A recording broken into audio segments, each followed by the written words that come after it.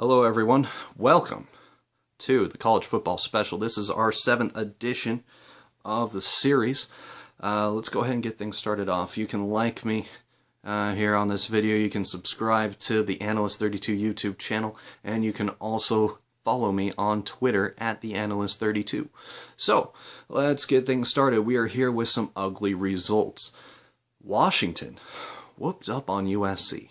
Well, I won't, maybe not whooped up, but they beat USC 17-12. Kessler had a terrible game for USC, 16-29, passing 156 yards and 2 interceptions.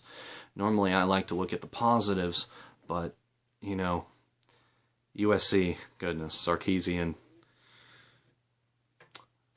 leave of absence, then all of a sudden fired the very next day. People were saying he might have been drunk during the Arizona State game. Yeah, let's move on from that. So, another ugly result. Michigan State pulls out a win at Rutgers, 31-24. The reason I consider this an ugly result, Rutgers spiked the ball on 4th down. Something I just couldn't believe. I was watching. I'm like, wait, this is 4th down. The coach is telling him to spike it. He's looking at the sideline like, oh my gosh, what did I do? However, Cook for Michigan State, 23 of 38 from the field, passing, 357 yards, 2 touchdowns. Not a bad performance on his side. Michigan State needs to do better. Their win over Oregon has proven to be a game that has been indicative of how they've been playing recently, and Oregon may not actually be that good. As sad as it may be that I'm still wearing their jerseys and wishing for some older days.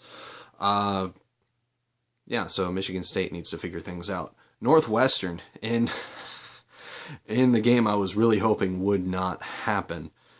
Northwestern 0, Michigan 38. Holy cow.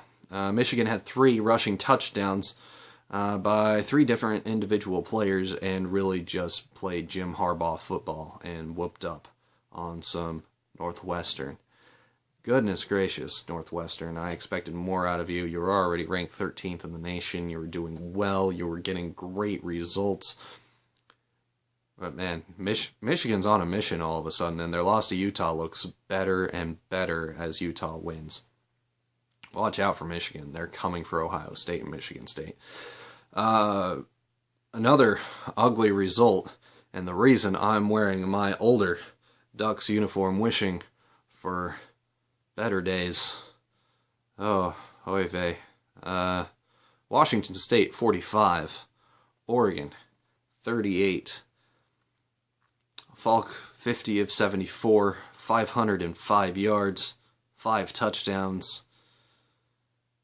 Goodness, I mean, Freeman ran the ball well, but we could not pass the ball down the field. It made us one-dimensional. We could not stop their passing attack. Shocker. We need some better coordinators. Sorry, Scott Frost. Sorry, Pelham. These may be your last seasons. Mariota really covered up for a lot of how badly we played in some games. We haven't replaced the talent. We haven't developed the talent. This is an issue. And that's all I'm going to say about that. So let's move on to impressive results from this past weekend. Portland State went up to North Texas and put on a whooping so bad that North Texas then fired their coach immediately after the game. Portland State won 66-7 over Division I North Texas. Yes, I am looking this closely. Caressa for Portland State was 11 of 19 through 11 of 19. Goodness, I keep wanting to use basketball stats. Through 11 of 19, 216 yards and 3 touchdowns. Portland State is playing well. Watch for them to make a run in the FCS. Another big game, Duke bounced back, beat Army 44-3. Great to see. This puts Duke at 5-1 on the season and still contending for an ACC championship. Another big win. Tennessee beat Georgia after, well, I could have put this in the ugly results too, because Nick Chubb may have ended his career this past weekend with this knee injury, which is really sad. This keeps happening to Georgia. But it was a big win for Tennessee, who needed a win in the SEC to sort of get themselves rolling. They had been close in a lot of games, as I had mentioned in previous episodes. So watch out for Tennessee going forward in the SEC. Texas, oh man, and another impressive result. Saved Charlie Strong's job.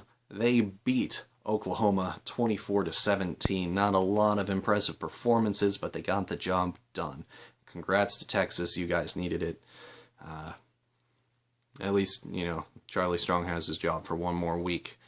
Another impressive result in a match of ranked foes. Utah played Jared Goff and Cal and beat them 30-24. This has turned into the matchup of the Pac-12. Not a lot else to look forward to this year. That's kind of sad. I didn't think I'd be saying it this week. Goodness.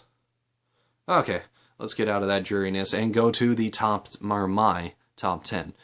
We have at 1, Ohio State, 2, Baylor, 3, TCU, 4, Michigan State, 5, Utah, LSU at 6, Clemson at 7, Texas A&M at 8, Florida at 9, and Alabama at 10. Yes, pretty SEC heavy there at the bottom.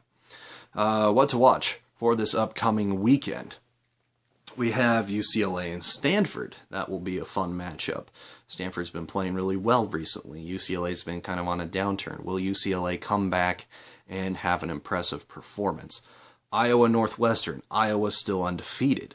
Northwestern needs to bounce back from this Michigan loss that they had. Sneaky good, but I didn't put it in my sneaky good games.